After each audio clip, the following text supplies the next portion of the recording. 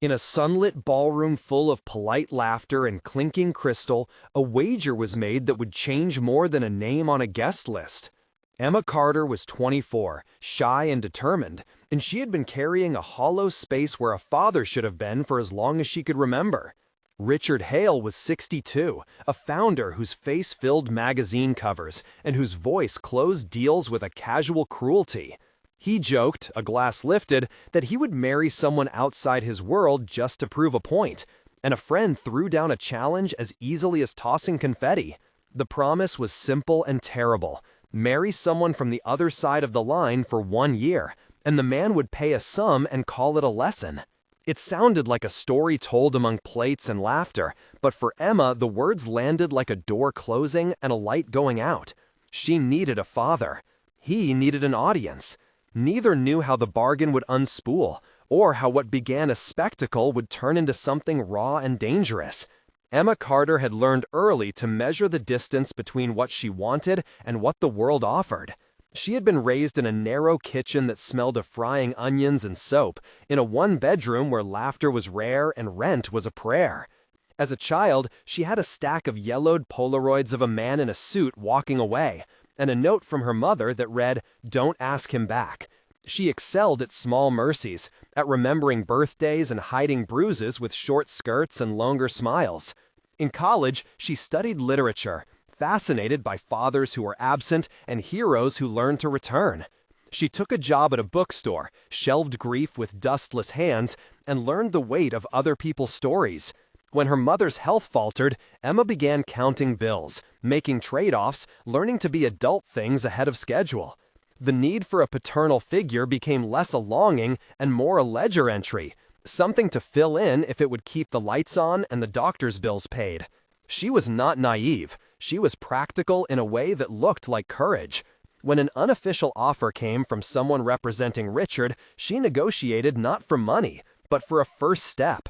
A chance to be seen by someone who spoke loudly enough that his presence might drown out the silence that had followed her for years. She made a choice that was not about love and not about curiosity. It was about survival and a childlike hunger for a name she could claim as family. Richard Hale had built an empire with contracts and a voice that sounded final. He grew up with a father who measured worth in numbers and a mother who offered approval like a coin. He learned to keep score and to prize conquest, whether of markets or people. Power seduced him because it kept feeling like proof. He had been married twice, divorced with artful blame, and his penthouse smelled of cedar and cologne, of money and the pale sweat of staff. For him, the wager was a game, a test of control and a display of invulnerability.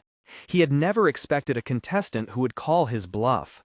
He underestimated how much his public life could not erase the private echo of his own absence, nor how, when confronted with a young woman who wanted a father more than anything, the accountability he avoided would press upon him like winter. The evening the deal was formalized smelled of roses and cognac. Voices rose and fell like waves against the glass of the skyscraper. Clothing whispered as people shifted. Emma felt the coolness of the marble under her heels, and the press of a camera shutter that made her mouth dry. Richard smiled as if at a boardroom victory, and his lawyer, Claire Whitman, recited conditions with a clinical rhythm. Marcus Lane, a mutual friend, made a joke that landed like a paper plane. Daniel Reed, another guest, clapped and told a story about risk. Olivia Price, a journalist, scribbled whether the arrangement would be scandalous enough to attract clicks. The crowd smelled of perfume, lemon oil, expensive leather. The agreement was signed with flourished pens and a signature that looked like a signature of absolution. Emma's pulse hammered like a distant drum. She told herself she could do it for a year. He told himself it would be entertaining. Neither imagined the fault lines beneath their surfaces. The first weeks of marriage were ritual and caution and public smiles that did not reach the eyes.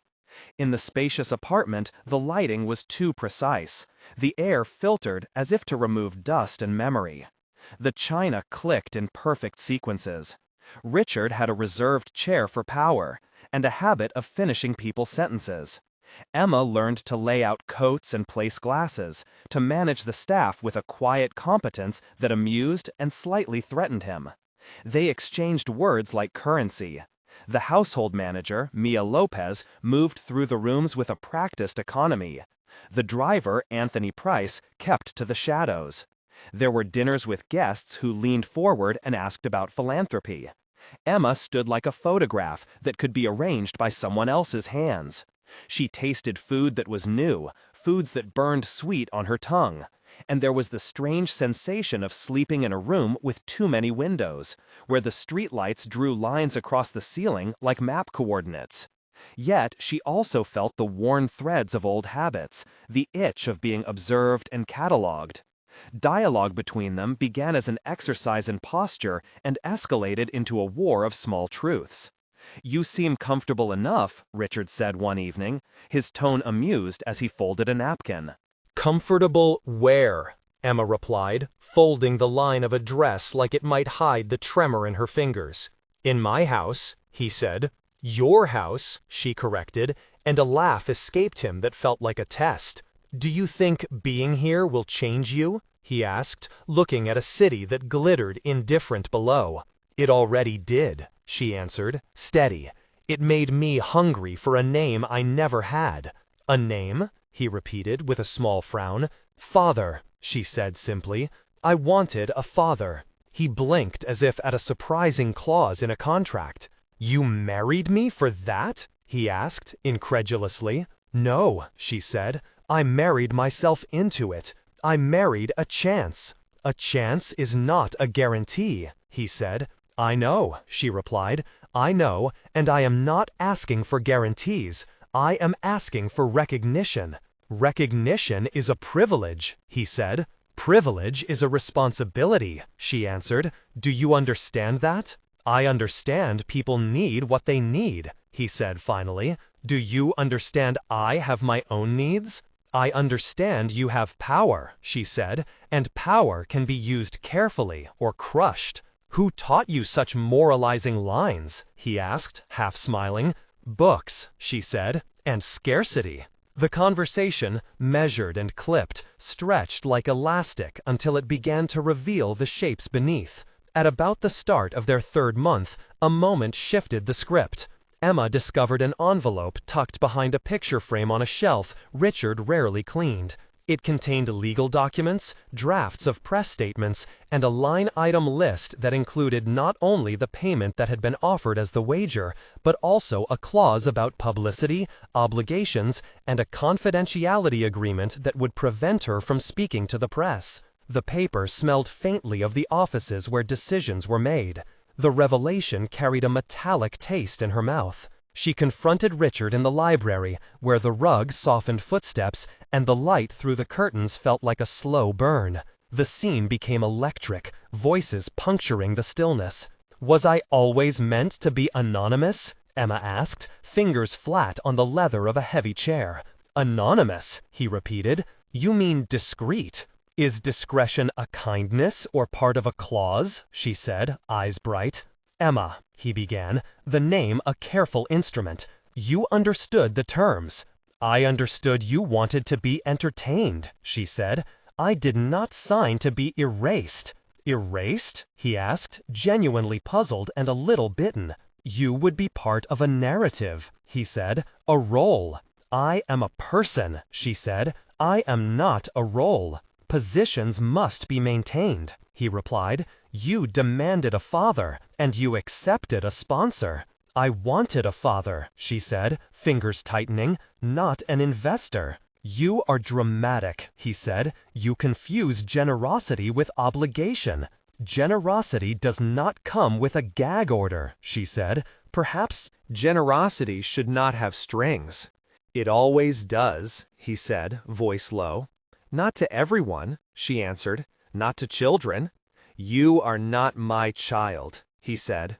"Then what was I?" she asked, and the question lingered like a scent. The tension there was not only legal, but moral, a collision of intentions and histories. Both were unprepared for how sharp the hurt would feel. Around this point, a call came from Emma's sister, Claire, who had been skeptical. "Do you know what this makes me feel?" Claire asked in a raw voice over the phone, the background a kettle boiling and a dog barking. "It makes me think you are trading yourself." Emma tried to explain. "I am not trading," she said. "I am filling a void." "A void you deserve to fill with your choices," Claire said. "Just be careful." The voice on the other end sounded small against the city hum. That conversation became the kindling for doubt, and the first public fissure when whispers found a blogger, Olivia, who posted a thinly sourced piece about the arrangement that painted it as spectacle. The article smelled of cheap ink and gossip. Richard dismissed it with polite irritation and more carefully phrased denials. Emma felt exposed, like a photograph left in the sun too long. At 1/3 of the way through this story, the audience is likely feeling torn. "This moved me. It might move you too." Many people feel conflicted watching someone trade intimacy for security. Who was right, really? If you think he exploited privilege, type he. If you think she manipulated to get what she needed, type she. Tell us in one sentence why you feel that way. Your answers help others see different sides and guide future stories. Now back to the narrative where the fault lines deepen. Publicity found them despite the confidentiality. A photograph of Emma at a charity event, smiling in a dress that suggested ease she did not feel, became a focal point for commentary. People debated whether she was complicit or courageous. Richard's circle rallied, and his legal team made soft threats. Marcus Lane, who loved spectacle, told colleagues the arrangement was genius. Daniel Reed said it was cruel. The commentary felt like static, a background noise that carved at the edges of their household. Emma felt the city's eyes as a physical weight on her back. The feeling of being looked at turned into being catalogued, annotated, reduced to a cautionary tale. There followed an incident that almost broke everything. Emma received a letter from a woman named Laura Jensen, who claimed to be Richard's estranged daughter from a relationship decades earlier. The letter smelled of old perfume and damp paper. Laura wrote that she had been ignored by her father for years, and that his absence had been a wound she had learned to hide under a smile. The missive accused Richard of a pattern, of decisions that had favored the public circle. Empire over private obligations. Emma read the letter at the kitchen table while rain tapped a steady rhythm against the window. When she showed Richard, he read with a hand that trembled despite its habitual control. "She is trying to manipulate me," he said at first. "No," Emma told him, "she is telling a story." "Stories can be lies," he said, "and truth can be inconvenient." "What will you do?" she asked. "I am not sure," he said. His uncertainty was a gulf. This was the first high-tension moment that stretched into consequence. For the next scene, they summoned Claire Whitman, the lawyer who had been present at the signing, and Detective Alvarez, a figure Richard had insisted on bringing when the accusation threatened to spill into something that might attract lawsuits. The meeting was clinical. Claire laid out options, each sounding like a guillotine disguised as advice. "We can offer a settlement," she said, her voice cool. "We can pay quietly and ask for a retraction." "That would be admitting something," Richard said. "Sometimes we admit to avoid spectacle," Claire responded. The detective asked about documents. Emma watched from a corner, the light on her skin making her feel like an exhibit. The sounds in the room were the click of pens, a distant siren, the clink of a spoon in a glass. It smelled faintly of lemon cleaner. This technical consultation, the legal procedural detail of what to disclose and what to hide, required precise description. A settlement process involves drafting a formal agreement that outlines compensation, confidentiality clauses, mutual releases of claims, and timelines for public statements. Each clause is negotiated to limit exposure while attempting to avoid admission of liability. The paperwork must be signed by legal representatives and often includes escrow arrangements to ensure payment and prevent immediate public disclosure. It is a strategy as much as a legal solution. As the months advanced, the intimacy between Emma and Richard evolved in hard and slow ways. Not all changes were honest. There were nights of silent company where the tap of rain against the balcony glass became a metronome for uneasy conversations. There were other nights of argument that left both of them hollowed. Emma began to push against the edges of the arrangement, taking small acts that felt like claiming a life of her own. She enrolled in a weekend program teaching financial literacy to young women, a gesture that made her feel she could repair more than a family. She volunteered at a shelter where she could touch the pulse of other people's needs. The tactile sensation of handing someone a warm bowl of soup, watching steam rise and the relief fold across a face became a kind of baptism. Richard watched these acts with an expression that was curious and wary, as if he were managing investments and assessing ROI.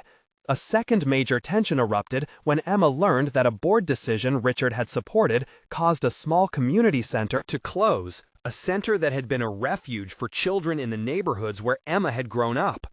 The news came to her in the form of a voicemail. People on the phone sounded like autumn leaves, sad and brittle.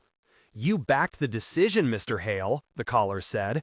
"We lost a place that kept kids fed." In a rare public slip, Emma posted a short note expressing regret for the impact of corporate decisions on communities. The post was small and carefully worded, but it landed like a pebble in a pond. The board responded with a gentle rebuke, and Richard felt the twitch of control. "We will issue a statement," Claire said. "We need to manage the message." Emma felt the sting of complicity and asked aloud, "Can anyone who profits from power actually be accountable?" "Some try," Richard replied slowly. "Most do not." They argued, and the argument cracked open a wall of truth. It was not simply a dispute about a building. It was a demonstration that the choices that built empires also toppled small sanctuaries, and that the people who endured the consequences were often those who had no seats at the table. That argument would become one of the turning points that led Richard toward a line he could not ignore. A crisis lodged like a shard in the middle of the narrative when a childhood photo of Emma surfaced, a picture of a smaller girl with a scraped knee and a man who looked like he might have been there. The photograph was handed to her by a woman named Karen Brooks, a teacher who recognized the girl from school records. The photo opened a fissure of memory, the smell of Band-Aid, the hum of fluorescent lights in a clinic. Emma realized that what she had been seeking was not just a public title, but the texture of a human touch that remembered birthdays and homework and held a hand when storms came. She confronted Richard with trembling honesty. "I did not marry you for your money," she said into the hush of the study. "I married because I wanted to learn to trust someone like a child trusts a father." Richard looked at the photograph, his fingers tracing the edges like a man reading a ledger. "I have never been a tender man," he said quietly. "Tenderness was a liability I could not afford." "It costs something to be tender," Emma replied, "but it gives more than you now understand." The conversation that followed forced both of them to reckon with past choices and present responsibilities. It was a quiet storm that left them rearranged. There was a turning of the tide when a journalist, Olivia Price, published a thorough piece that moved beyond gossip to investigate the claims about Richard's past. She interviewed sources, dug into archives, spoke to people Richard had dismissed, and the piece read like a mirror held up to decades of decisions. The writing smelled of ink and late nights, of coffee, and of the steady rhythm of a reporter piecing a puzzle. The public response turned from spectacle to scrutiny. For the first time, Richard's defensive posture faltered. People who once clapped at his philanthropic dinners began asking questions about the costs of his philanthropy. A board meeting became a tribunal in miniature. "We must respond," Claire said. "We must manage the optics." "Maybe we must do more than respond," Richard said, the sentence leaving him as if it had been rehearsed in a different life. He initiated an audit, an internal review of past decisions that had harmed communities. The process was methodical and uncomfortable, a detailed accounting of meetings, memos, and minutes. A technical description of such an audit would detail the collection of relevant documents, interviews with affected parties, a timeline of decisions, and a report that outlines causal links between board actions and community outcomes. Recommendations often include reparative measures, policy changes, and oversight structures to prevent future harm. That month, the apartment felt like an office turned inside out. Papers piled, voices discussing restitution in tones that lacked warmth. One of the most painful moments arrived when Richard found an unsent letter that Emma had written to her estranged father. He read it with hands that shook. In that letter, she had cataloged years of emptiness, nights of birthdays marked by little rituals, and the way she learned to fold hope into pockets that could be emptied without notice. "I wanted a father who knew my name when I stumbled," she had written.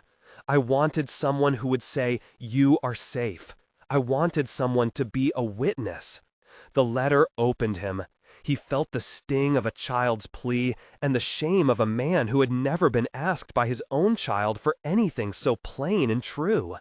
He did not know how to answer, and for that ignorance he punished himself with retreat. "I am not a good man," he said one evening, voice raw. "Perhaps I can learn to be." She looked at him with the patience of someone who had practiced survival. "Learning is not a promise," she said. "It is a series of acts." That exchange crystallized the path ahead. Not a sudden conversion, but a slow and sometimes ugly sequence of repair. There were public consequences. Board members resigned, journalists asked hard questions. The community center that had closed began to receive offers of funding from unlikely donors, partly because the scandal had generated a wave of support for it. Emma took a step no one expected. She organized a small event to raise awareness for neighborhood programs, using her visibility to spotlight those whose voices had been drowned. People came with soup and with stories, with rough hands and softer words. The event smelled of soup and late summer grass, of candles and the sharpness of lemon slices on paper plates. It was messy and imperfect, but it mattered. A decisive moment of collapse came when an old friend, Marcus Lane, who had once encouraged Richard's more cavalier stunts, published private messages that suggested there had been a pattern of calling favors in exchange for silence. The messages landed like a stone in a lake, creating ripples that reached boardrooms and living rooms alike. Richard felt exposed in a way that bypassed his defenses. Public humiliation became a mirror. Sponsors pulled back. He lost a major contract, and the empire trembled. The loss was not only financial, it was reputational, ethical, and personal. He retreated into isolation. The penthouse grew quieter. The light, once a celebration, became a spotlight that found his faults. Emma witnessed his fall and could have walked away. Instead, she stayed and began to demand more than words. "You can sign checks," she said in one late hour, "or you can show up." "Show up how?" he asked, tired. "Come to the shelter and listen," she said, "not as a man to be lauded, but as a man who asks how he harmed others and thinks about repair."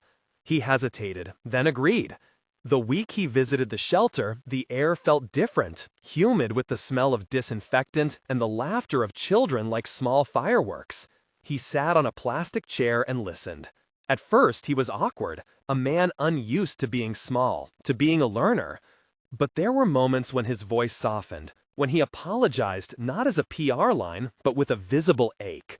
That vulnerability was a new currency. The real pivot arrived in a conversation that exposed the deepest wound.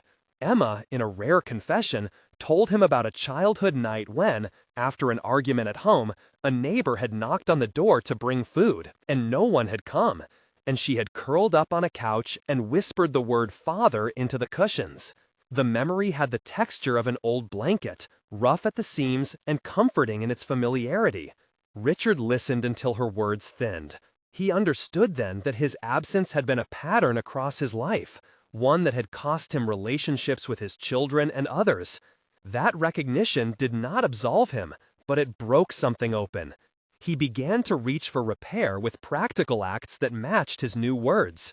He started funding programs not as tax write-offs, but as sustained commitments, offering long-term support for educational initiatives and community centers that had been neglected. There were moments of high tension that would become turning points in anyone's life story. One such moment was the revelation of an old incident, a death tied to a project Richard had greenlit years before. The town had blamed accidents on mismanagement, and many families had been left with scars.